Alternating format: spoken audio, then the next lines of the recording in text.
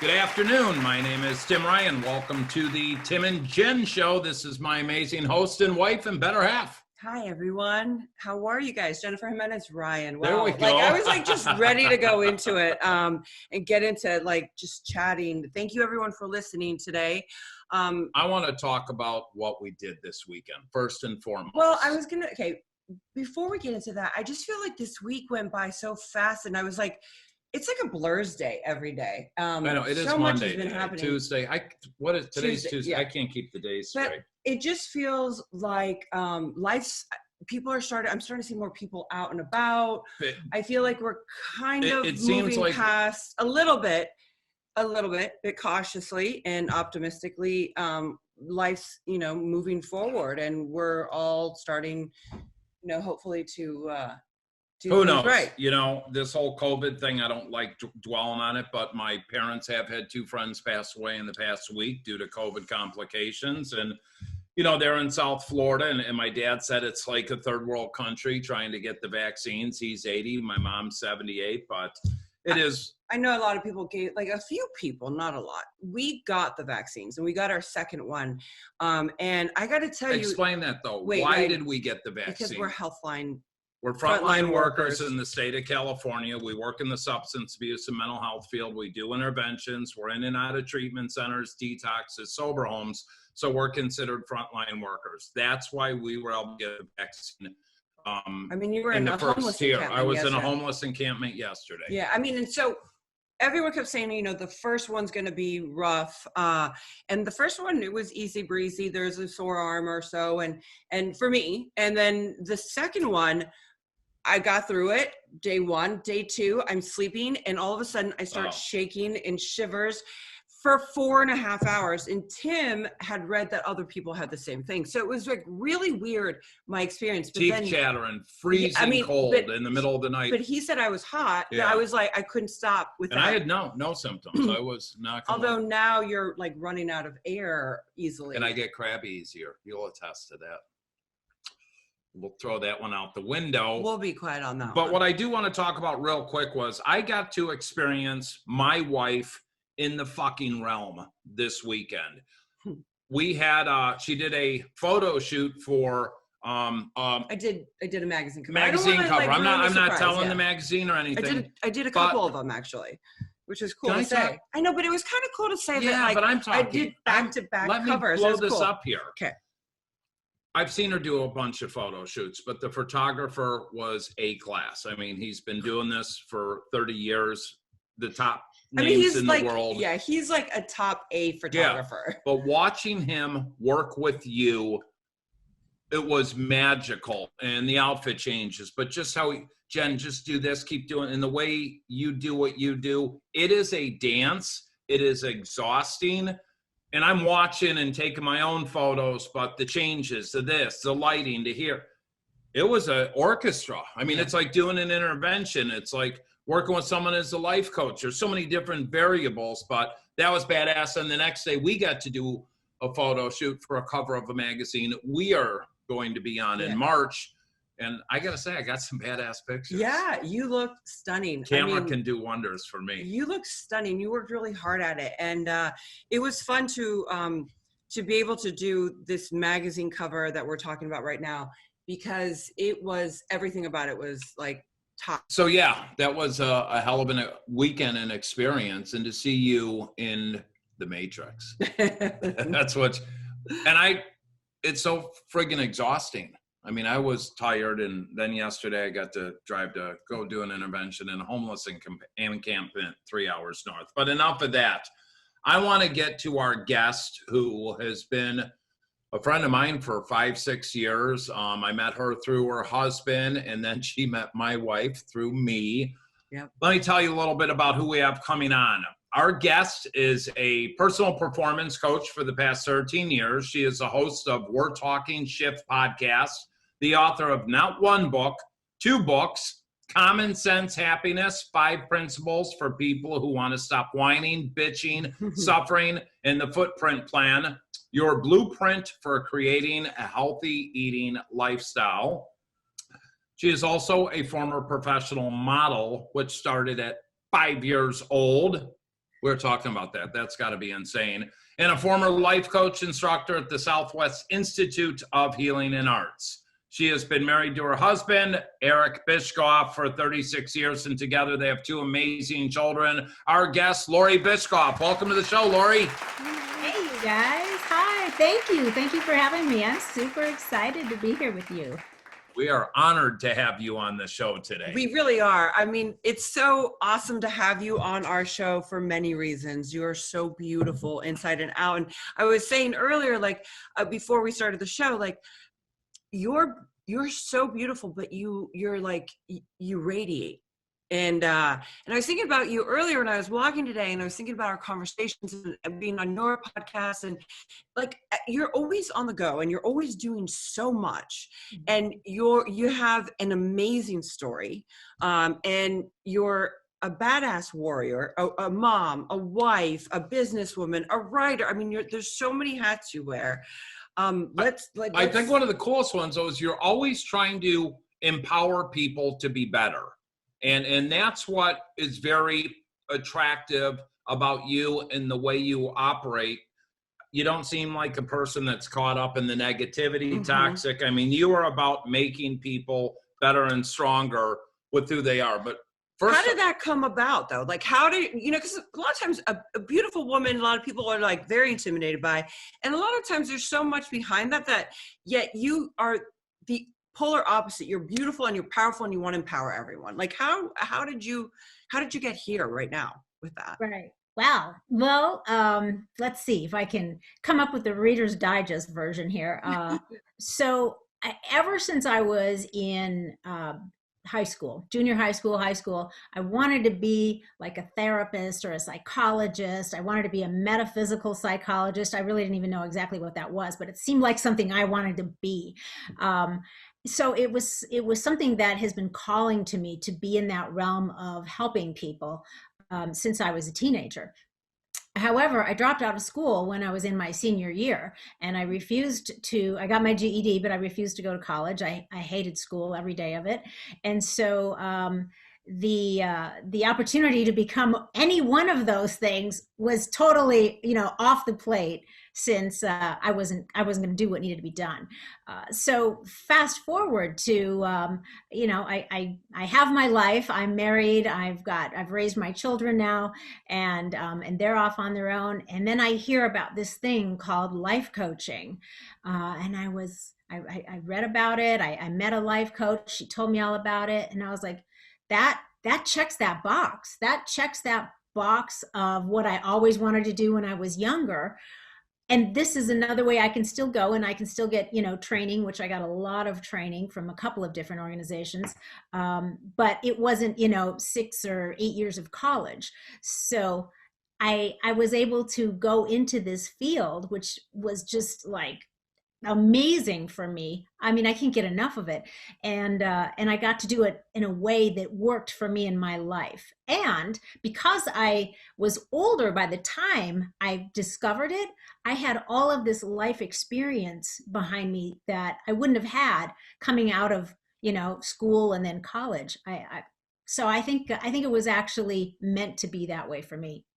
You hit on a key point there, Loree, because people can go study, get all the MBAs and PhDs and be book smart, but a lot of people don't have the life experience. I think that's why Jennifer and myself are so successful in working with people struggling with addiction, speaking. Christ, we lived it, This lady could write 5 books just on the different trials and tribulations and journeys through her career. I could write another 3 or 4, but it's that life experience. It really is what I think people need today. I think they need the real talk, not the kumbaya babying. And yeah, if you need a therapist for trauma or whatever, that's a different cup of tea. But I feel like, okay, so you started modeling at 5. Yeah. And how long? So you modeled your whole life pretty much. I mean, into your adulthood through your. Yeah. I got bored with it once I had my kids, and then I was really just getting into being, being that person, being a mom and raising two human beings and being a wife. And I got bored with modeling. So by the time I was in my late 20s, I was just not interested anymore. There was nothing, I wasn't getting anything from it anymore. So I know that we had talked before when I did your podcast about how you started modeling at a young age, but like I started modeling at 13. And that really screwed me up. And like, here you are completely opposite of it. Like, you know what I mean? Like you like 5, even like a lot younger. And than when I started, and you passed through all like the hardship of it all. Did you find any trials and tribulations during that time in your early, like when you were 10, 13, 15, 19? I would say, I think we should be clear that the modeling that I did doesn't even compare, Jennifer, to what you are doing. I mean, I'm a petite girl doing, editorial stuff in Minneapolis, Minnesota. So I'm not, a 5'10" runway fashion jet setting around the world. So I wasn't exposed to the degree of things that you were.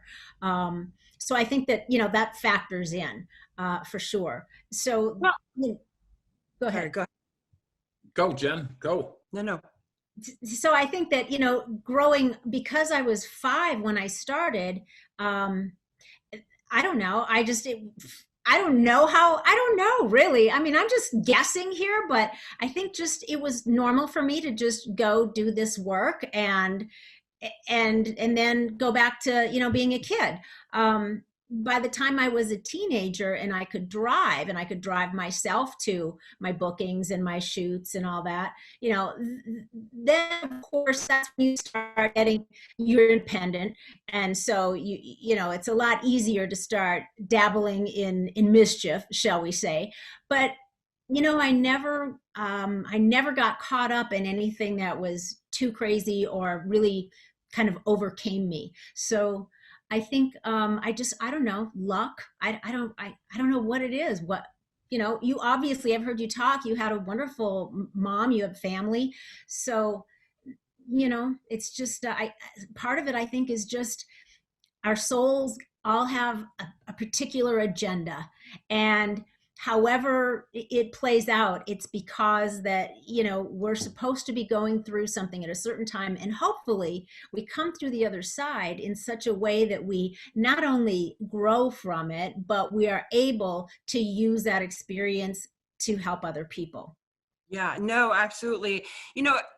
I feel like it doesn't even matter if you're like all over the world model or a small town, or I feel the competition, like we were just with somebody recently and they were like, oh, and it was a female. And she's like, I hope you don't think that I'm in competition with you, or, and I looked at her and cause she wants to speak. And I was like, first of all, honey, you and I would never be in competition. Like I'm in no competition with anyone. I'm not in it's me against me. Like, but the modeling world taught us, you have to, it's your job, you know what I mean? Like you have to go through anything to get that job and all that. So like to see that you have been able to get through that, unharmed, it's so beautiful, because I feel like now with social media out there are so many people that are constantly, looking for that right filter and looking for that right thing and for the right shot just to make their lives this or that, or Instagram famous or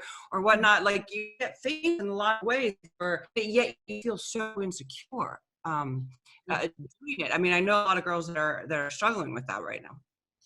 Yeah, and I think that, as speaking from a woman's standpoint, it's not uncommon, especially in our society, for young women to dream of being a model. Mm-hmm. I mean, that's just, sure. Some kids are dreaming of being, a pilot or an astronaut or, a doctor. And then girls, a lot of them just dream of being a model. I mean, there's something that calls to that thing about, wanting to be beautiful and wanting everyone else to think you're beautiful. Mm-hmm. So, so now we have this platform of social media, Instagram, whatever, where, you can do it yourself. You don't have to be the chosen one, like, oh, that agent chose me, oh, that photographer, oh, I get, you know what I mean? Anybody now can model, so to speak, in their own, in their world, put it out there. And I think, I think if you have your house in order, and it's just something fun for you to do, cool. Yeah. I got to experience it my whole young youth, and I had fun. It was great. But I think that, there's the flip side of that, if you don't really have your personal value system, pretty set in stone, and you have your self-worth is not based on the reaction from other people or acceptance from other people. If you've got all that in order, you're probably okay. Go play, have fun, whatever. But if you don't, you really kind of, I think, make yourself vulnerable to experiencing some emotions, because there are mean people out there, and not everybody is going to celebrate you. Yeah. And with what you're both talking about here, I don't think many of these kids today have what you're talking about in order. They don't. I mean, there's not many 16, 18-year-olds that have got it together. We, through our speaking in high schools and all in colleges and stuff, the amount of bullying and the meanness through social media, because it's easy what were we watching the other night? The judge that, Oh, Your Honor. No, where the judge who, the guy came in and came to kill the judge and shot her son, and shot her husband 3 months ago. She was on 60 Minutes last night. But she was reading, this is a federal judge. She was reading, since her son was shot and killed, the hate mail and the hate emails and messages. And, there's a lot of people out there, and I want to kind of transition. We'll get more into, because I think with your grounding, your knowledge, the cool thing about social media and technology is you can touch millions of people with one push of the button in a positive aspect. But I have a question. Why did you drop out of high school? I dropped out of high school because I absolutely loved every day of my life since I was in kindergarten. I walk into that school, I felt like I was putting on a straitjacket. I just detested it. I did not like being told, what to do, when to do it. I did not like, and it's not that I was an unruly child. I just was very independent, and I think I had enough sense of logic that it didn't make any sense to me. For instance, if I didn't have a class in my first period, why did I still have to be there at 7 a.m. when I didn't have a class till 8:15? Exactly. I mean, stuff like that.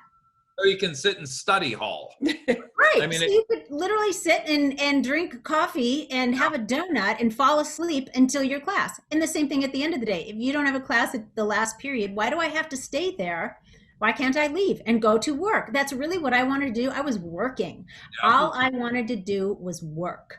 I had jobs, I had modeling, I had other jobs, and I just wanted to go out and do things. And it had nothing to do with being in that building. I agree. I mean, and that's what people need to understand. I mean, they get a great education, go to college. You don't need to go to college to be successful and to be happy and things along those lines. Yeah. When did Eric and you? I was just going to ask that one. I stole it. When did you and Eric meet? And it was up in Minneapolis? Yes.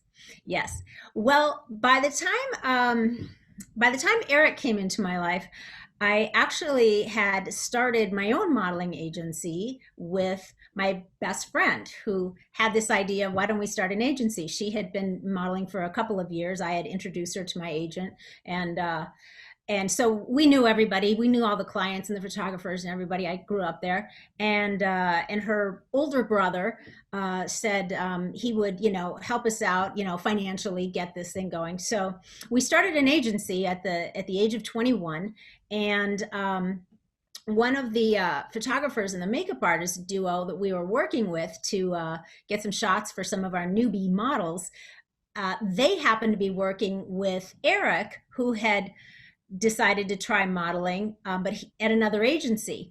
And so they said, oh, you should come over and see this new agency. And so he came into my agency to sign with us, or to see what we were all about. And that's how we met. Modeling. Game on.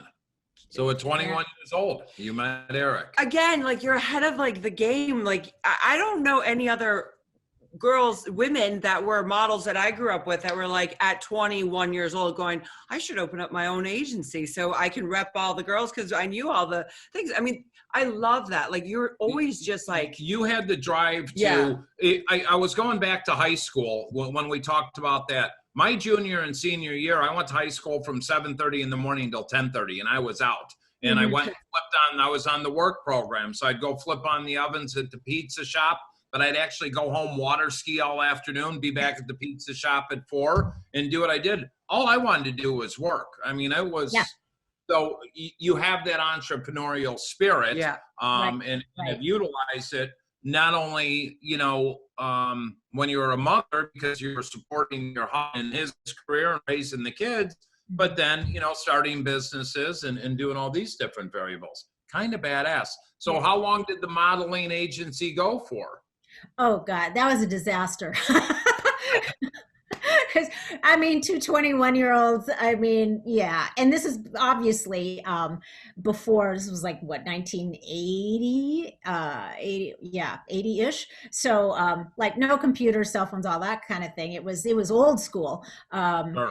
But yeah, I mean, my girlfriend, who was my best friend from the time we were like in 6th grade, it was actually our second business together. We started our first entrepreneurial endeavor before we could drive, when we were babysitting, and we turned that into a business, and we had regular clients every week. And then to her credit, she's the one that came up with the modeling agency idea and invited me to, you know, jump in with her. But anyway, yeah, that the agency lasted, I'd say maybe a year, and then, you know, she got pregnant, and and I got the guy. So wasn't too much of a disaster then. No, it all worked out exactly how it was supposed to. Eric and I started seeing each other pretty soon after we met. And then we, when we shut down the agency, we moved to Chicago, and we were doing some modeling there for a bit, lived downtown, and then we worked in the bars at night and just had a really great time. And yeah, here we are. Wow. Can I ask you a question about modeling for you? What would you say was the bad part of it? What did you learn from your modeling, good and bad? Yeah. So the good thing was that I learned how to be a professional. I learned how to show up on time and do the work that I agreed to do. So, you know, I learned what it meant to earn money. I learned how to take direction. So, you know, all of those things, that kind of work ethic and integrity, you know, carried through until my whole life, obviously.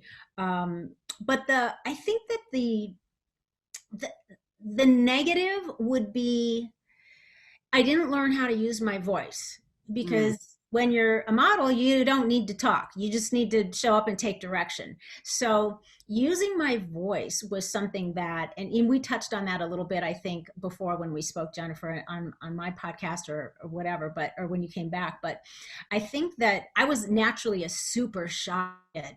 I was very, very shy. And so modeling did nothing to, it gave me a lot of confidence in that realm. It gave me a lot of confidence in being comfortable in my own body, and, you know, and how I presented myself, and just, you know, that aspect. But speaking was scary for me. And so that was something that well into adulthood, I've had to make a really big effort to overcome, which I've done pretty good at, I've done pretty well at it. Now, now that I'm actually doing a podcast. But it took me a long, long time. So I think that was one thing that I would say for me was one of the disadvantages. But I think the other thing was being in school, because I was shy, and because if you're showing up in the Sunday paper, that's when everybody got a Sunday paper and they actually read everything in the Sunday paper. So on Sundays, they would always see me like in the Target ads or, whatever the department stores were. And so the kids knew that I modeled. And then because I was shy, they thought that I was stuck up. And so it was hard to make friends because, there was this misunderstanding and I didn't understand that. One time I asked a girl, I think I was in, I don't know, 5th grade or something. And we were talking and she's like, the other kids think that you're stuck up. And I was like, I don't even know what that means. What does that mean? And she said, they think that you think you're better than them. And because I didn't talk to them. And I was just like, I was mortified. I was just so shy. And I was like, no, I'm really a nice person. What was the home life? Were your parents together? Did they support you obviously in this? What was home life like growing up as the shy kid modeling? What was that like for you? So my parents, both of them, they did divorce until I was around 16 or 17, somewhere in that age. I don't really remember, but they were obviously very supportive. And if my mom couldn't take me to a job, my dad was taking me to jobs. So that was, that was all good. What I thought all of the years of my young life was that they were putting all of my mileage in a bank account for me. Then one day when I'm like 16 or something, I was like, hey, wait a minute. I earned all this money when I was growing up. And I go, Mom, hey, where's that bank account with all the money? And she kind of looked at me and went, yeah, it's not there. they used it, needed it, which I was like, oh, all right, well, que sera, sera. I wasn't heartbroken. I was kind of surprised, but I wasn't. I didn't hold it against her. Let's not brush this off here. No, let's not brush this off because I think you were hurt. I mean, I'd be pissed. I'm thinking that this money is being saved and I go and ask about it. It's gone versus my parents communicating and saying, hey, we need this kind of to help pay the bills and stuff. I'd be pissed. Let's be honest, Loree. It's possible that I was. I just don't remember. Tim, that's highly possible. What I do remember is just being a little disappointed because, you're 16 and it's like, there's all kinds of stuff you want to buy. And I'm thinking, ooh, I could get, whatever it is I wanted to get. So I was surprised and I was a little disappointed, but, my mom was, she was just like my best friend. I just couldn't be mad at her about that because I knew my mom worked every day of her life. She wasn't a stay-at-home mom. She worked all the time. She worked the night shift. And I do remember I remember a couple of times where one of my checks would come and she would take it and then she would take me shopping and I would get to buy some new clothes. So, it was all right. So moving forward, once you found that out, did you manage your own money with that or did it all kind of go in the family pool? Oh, no. When I started babysitting when I was 12, I was managing all my own money. And then, of course, any modeling job came in from, around age 13 or so. Yeah, that was all for me to do what I wanted with. See, in hindsight, if my dad would have managed my money, I would have had a lot of money, but I pissed it all away. I was awful with money. Still am. Money is, I'm great at making it. I'm even better at spending it. Yeah. I mean, it's been a shit show for me. I mean, I know if I remember when you talk about like 12 and sitting and stuff, like I would go door to door. My mom would on the weekends wash cars. So I'd like in my neighborhood in little community. So I'd wash cars and I'd make money and I'm like, oh, I can go and then but I started working at 12 at a restaurant that didn't last too long, but it was long enough that I was like, this is money. And then the babysitting, it's my money. And then I get discovered modeling and it's like, that's a lot of money and I don't even know how to handle it. But I took that upon myself too, where it's different for you and I. Like I took it upon myself, feel very responsible for my family, like bailing dad out of jail and paying for mom's mortgage. You know, they were struggling. Dad was going through a lot. My dad was, and my mom was like holding it together in our household. And so I felt there's a lot of other things going on. But then I didn't value, like I remember we were just talking about this. I would say sometimes later on in the years, like, I don't want to work for like 3 months. I just kind of want to be, so I would be able to, and then I'd get right back to working. I mean, it was a little different. And then the value of even my health was different than no, but it goes back. I wasted that money. Well, but it goes back to what Loree said, you know, life experiences. Now at my age, we respect money a whole hell of a lot different. Yeah. And I don't need all these whatever. But it's all learning lessons. Some people get it out of the gate.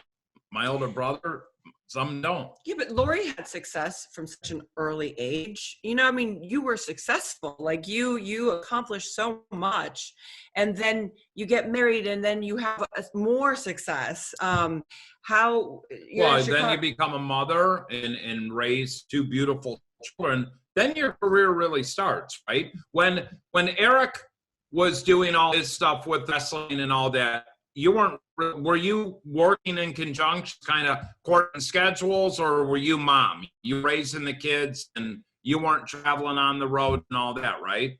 Exactly. Our kids were young, and while Eric was in that business, which was, yes, a constant, travel, just all over the place all the time. So I just threw myself full time into taking care of the family and the household and everything that needs to be taken care of. Somebody has to be boots on the ground there. And so I had the luxury of not having to work outside the home once our kids got to be about age 5 and 6. I was working part-time up until then, for the whole wrestling thing took off, with him.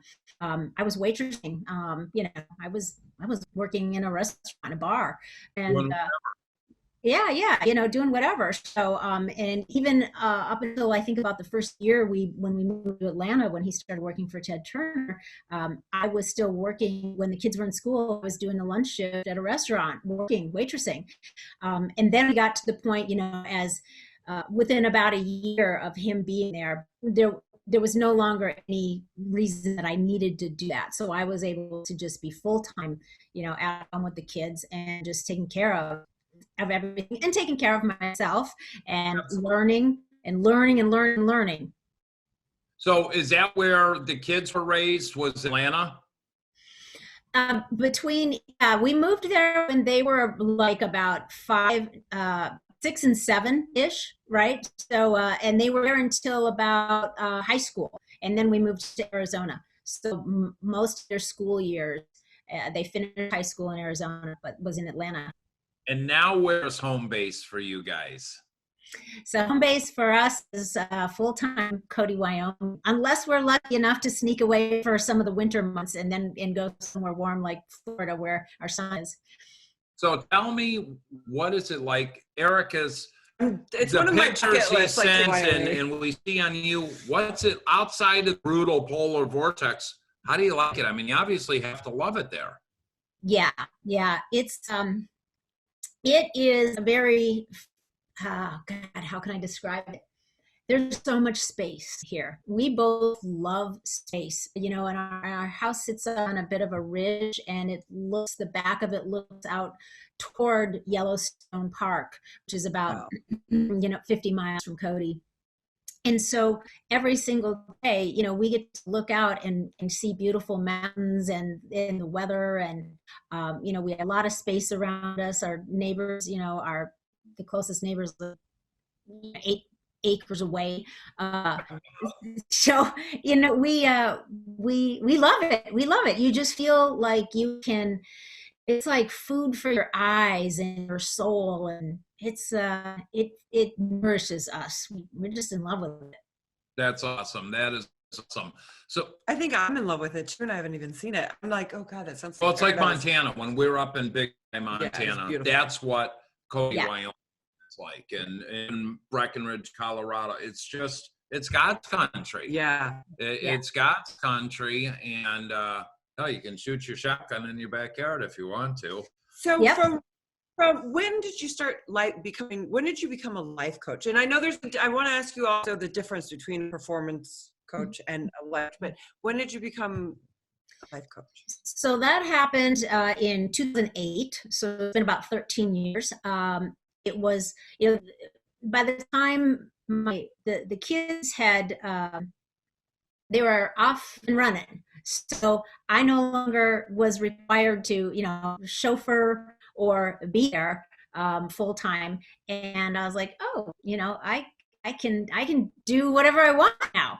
And so I called my sister, who we were in Arizona at the time, and my sister lives there as well. And I said, hey, I have this idea. Let's create this big event. Like, let's create this weekend long motivational event, like a Tony Robbins style event for mothers. And we'll have speakers and, workshops and all this stuff. And it was during the process of creating that event that I met a life coach who was acquainted with my sister. She was a friend, and she said, oh, she could be a great speaker for us. So I got to know her, and she told me all about it. And I was like, that's really what I'm doing right now. This whole event that I'm just created and hired you to speak at is literally a life coaching event designed for mothers to help them achieve a more balanced and fulfilling life. It's a coaching weekend. So I realized I was already doing this thing. And then when I talked to her, I understood this was actually a thing. I could go and, I could get credentials, I could learn methodologies, and I could become a professional coach. So that's what I did. But it kicked off with me and my sister creating this weekend event. How did the week event turn out? Great minds think alike. How did that first event turn out? So the event, let's just say this. On one hand, it was a success. It was a great success because we had amazing, fantastic feedback from, all of the content we provided. We had amazing speakers who were there. We had a great keynote speaker, Don Gray, who's the Men Are from Mars, Women Are from Venus author. He's amazing. So that was all. It was spot on. It was a fantastic, from Friday night to Sunday afternoon event. Where we dropped the ball was we didn't have the revenue or the financing that we really needed to put into marketing. So we didn't have the amount of attendees that we needed to really, come out ahead.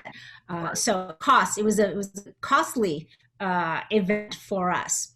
But so on that, financially it was a failure, but the concept was a fantastic success. Awesome. Well, that's how you learn things in life. You try them, and not everything's going to be a grand slam. Not everything's going to be a single. You're going to strike out. You might strike out a lot, but you have to take your knowledge from that and move it forward, or you're dead in the water. Yeah, it was like, the modeling agency was a failure, but I met my husband. The event that we created financially was a failure, but I met life coaching, which became my career. So it's all good. Back to your question, Jenn. Life coach, performance coach. So, Oh, yeah. Yeah. What? So really it's just my paradigm of coaching. It's the way that I coach. I like to call what I do personal performance coaching because it's really like having a personal trainer for your life. It's holistic. So I work with the whole person. I don't compartmentalize and only work with you on your diet or only work with you on your this one goal you have, because everything is so interconnected. I just People don't really work that way. If somebody is coming to me, let's just say for health, I want to upload my health. I need to learn how to eat right, blah, blah, blah. I need to lose weight. Okay, cool. But we also have to work on your mental diet, because the other part won't be effective. You can't create any lasting change if we don't work on the mental diet. That's the foundation. So I think that, what I do is help my clients make sure that their mental diet, their physical health and their diet, and their spiritual diet are all healthy and fit. Because, if you have stress at home, or you have stress in your relationship, and you're trying to up level your eating, you're not going to be able to maintain it. If you've got troubled waters in other important areas in your life, they'll sabotage it. So that's Talk more about the mental diet. That's that's a fascinating term to me. I also like emotional aspect of it too. That yeah. emotionally need that growth and need that nurturing and need that ability. Yeah. Well, you have to learn how to become emotionally fit, is what I like to say. And you become, if you're not emotionally fit, then it's too easy for you to be swayed, to not be able to stay the course on something that's important to you. It's too easy for your emotions to sabotage you. It's too easy for you to be a slave to your emotions. And we see a lot of that happening. We see so much of that happening, when we have major challenges that are upon us. If you are not mentally strong, emotionally fit, it's really hard for you to rise to those challenges and deal with them. So, You guys know that with what you do. So if you have a client that, I'm thinking of using Loree, or do you interview them? Or are you doing a initial assessment with them and finding out what makes them tick? What are they really looking for? And it's obviously different for each person, but is there kind of a methodology used to put that in place? Or? Yeah, sure.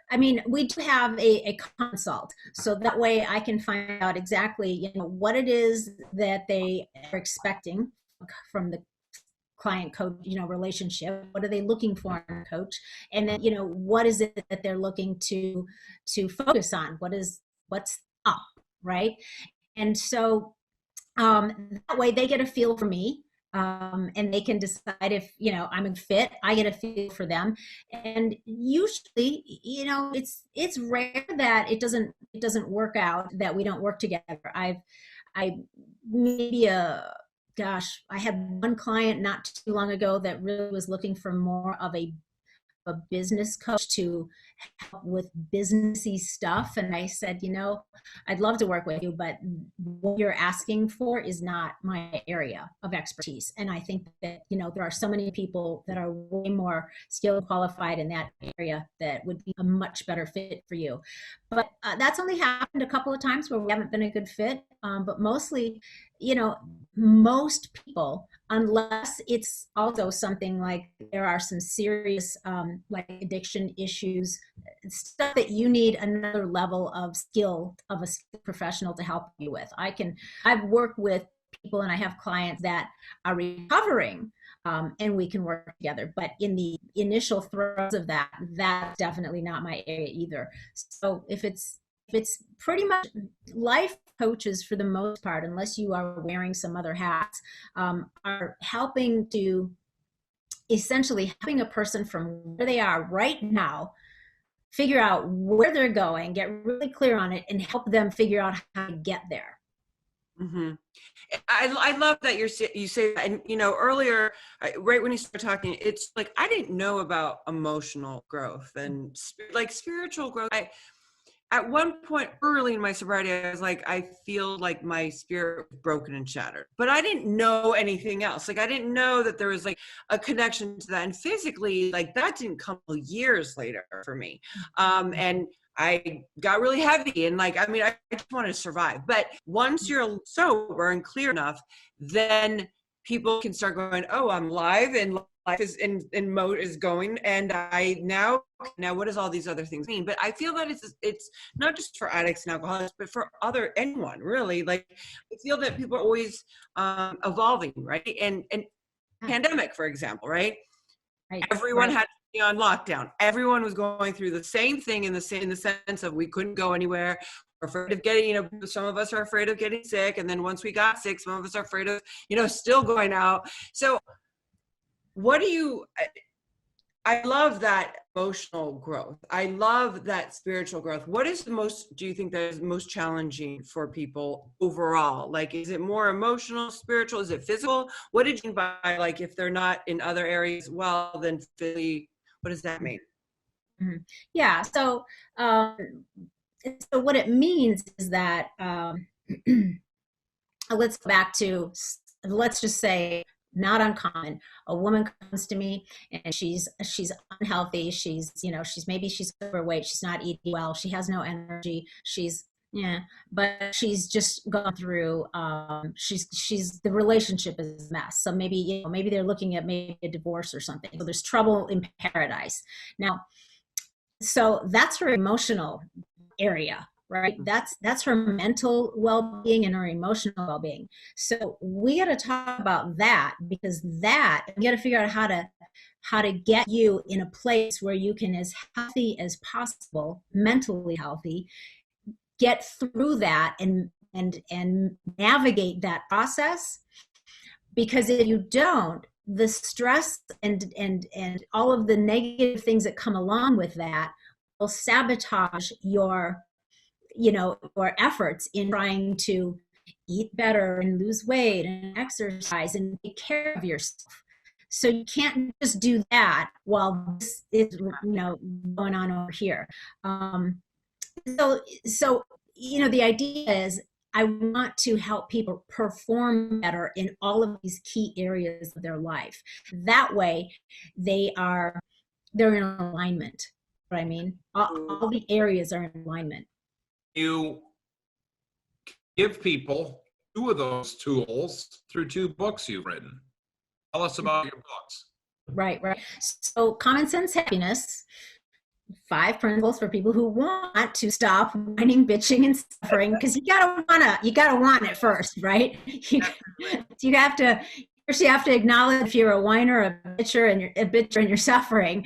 And so that's all about the mental diet. Those 5 principles will help people kind of get started on learning how to manage themselves, to manage their emotions, to look at things in a way that they can learn how to kind of become more of a master of it and use their thoughts and emotions in a way that is productive for them, rather than being used by them. Make sense? Yeah. And then the foodprint plan, blueprint for creating a healthy eating lifestyle.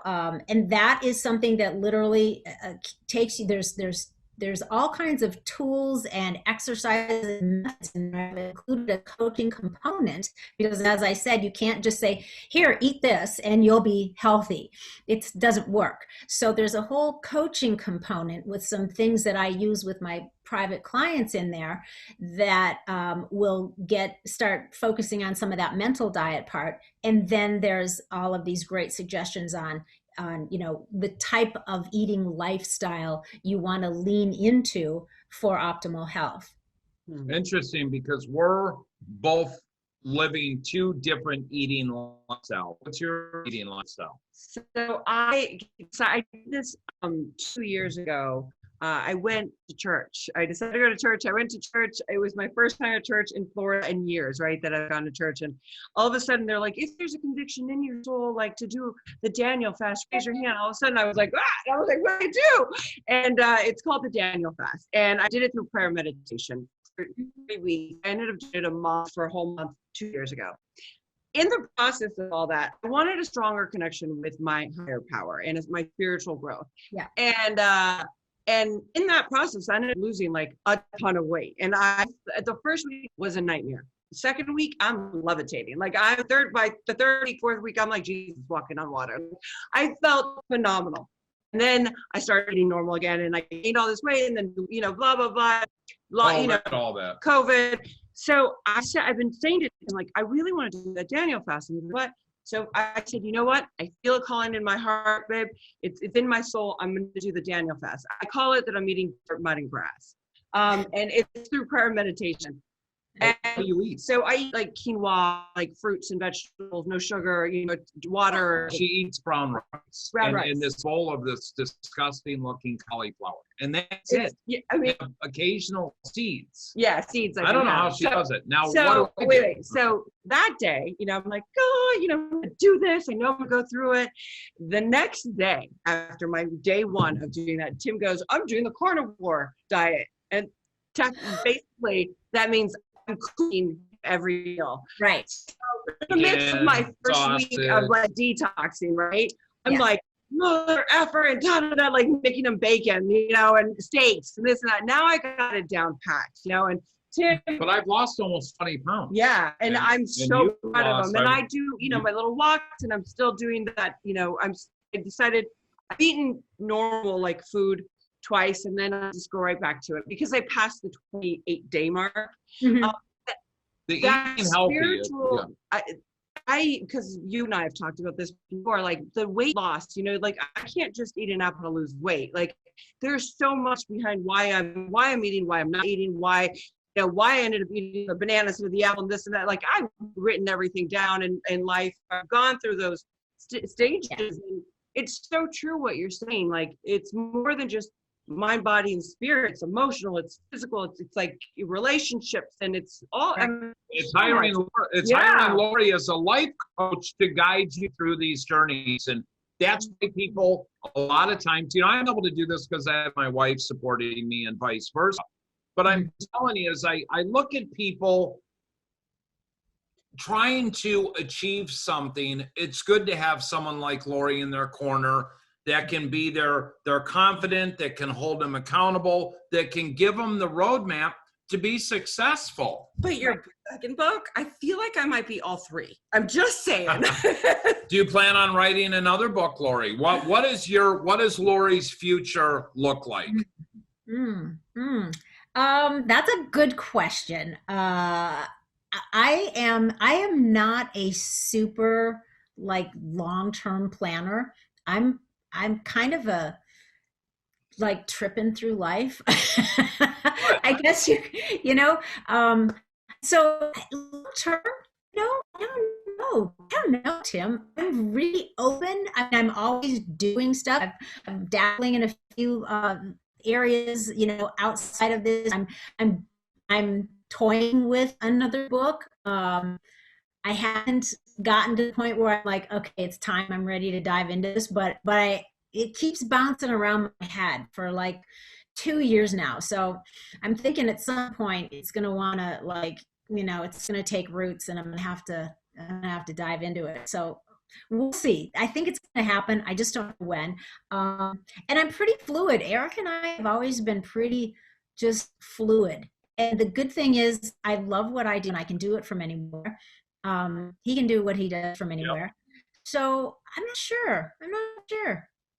That's, good thing is, Loree, you're both in that situation because you both worked really hard and have done everything you've done to be able to do what you want. And that's a great position to be in instead of, struggling. And what are we going to do? And it's like Jennifer and I, we can hop on a plane and go to Montana or go to Florida, and we can work wherever we are.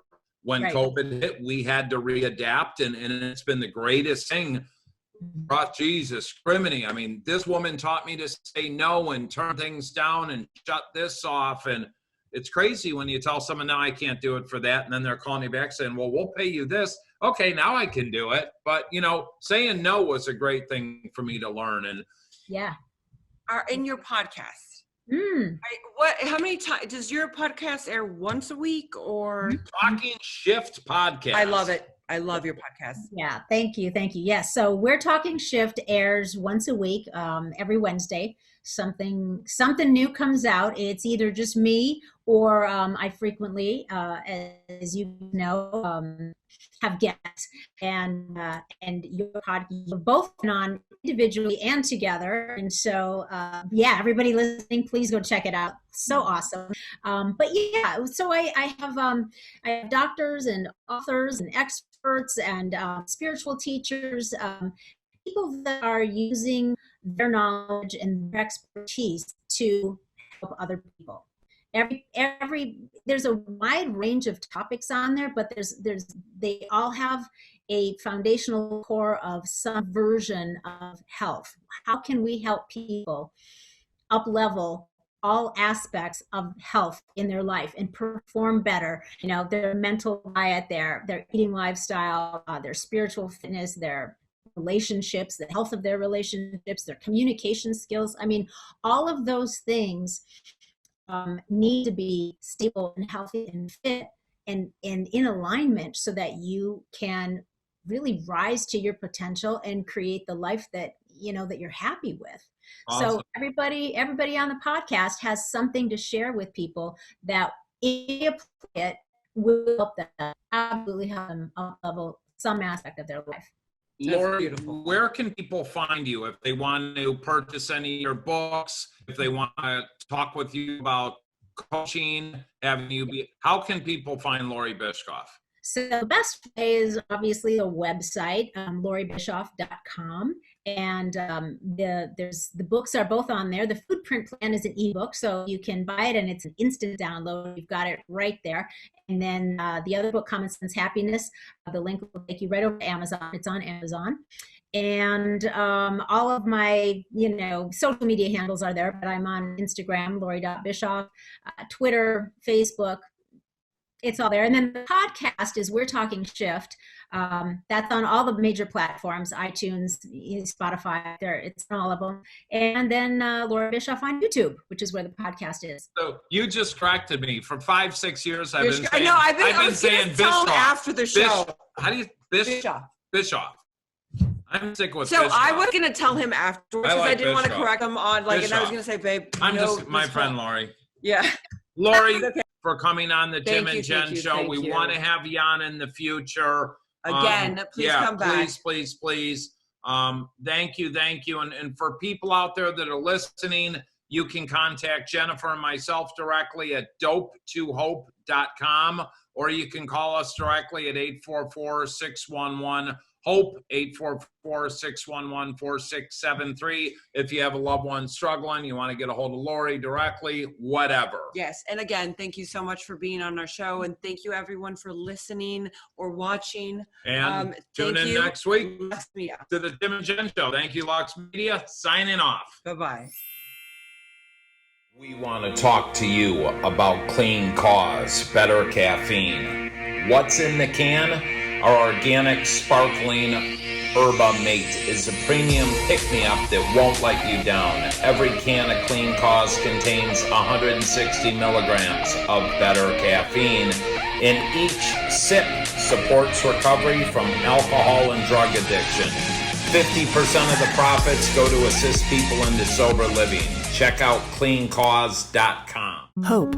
At Rosecrans, it's more than a wish. Hope has power. As the proven behavioral health leader in the Midwest, no other program offers our depth of experience and hope here at Rosecrans. And when someone you love struggles with substance abuse and mental illness, hope plays an important part in recovery.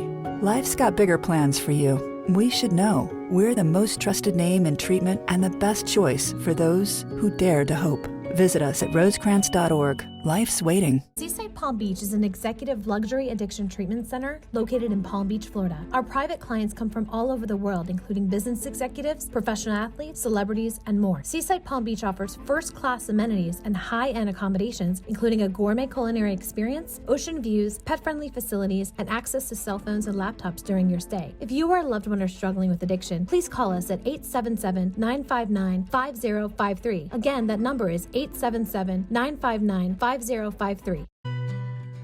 Now, glutathione is a big word, but it's the body's own master antioxidant.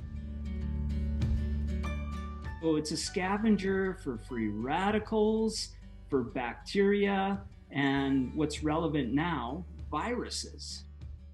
This is new to the marketplace. There's no other product on the market that has the ingredient NACET.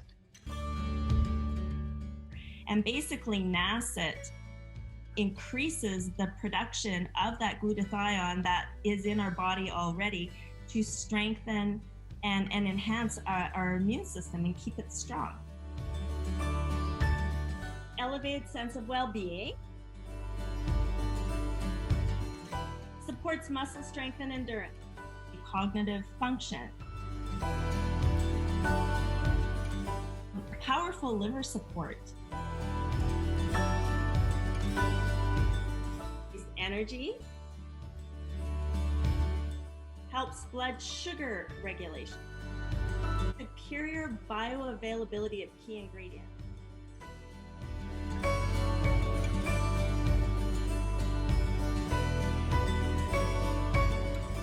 One of your best defenses against COVID is a strong immune system.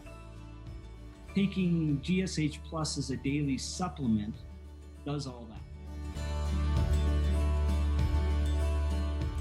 And now we have the product out on the marketplace.